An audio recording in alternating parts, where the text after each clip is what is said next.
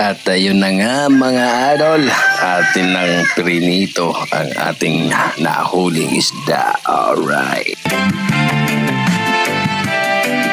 At syempre, dalawang luto yung ginawa natin mga idol dahil masyadong marami. Yung kaninang umaga, syempre, prito almusal. Ngayon naman ginataan at kung ano-ano pa. Alright.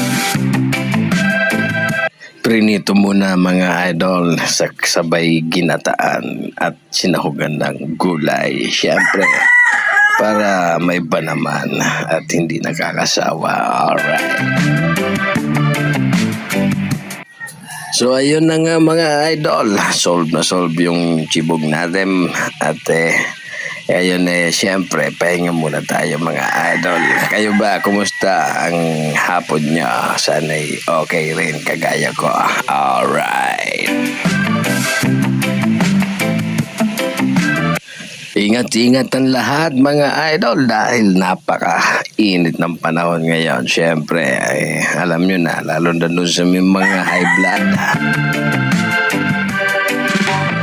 At syempre, kung nagustuhan nyo guys yung ating mga video, please like, comment, and share naman diyan. Thank you for watching. Alright.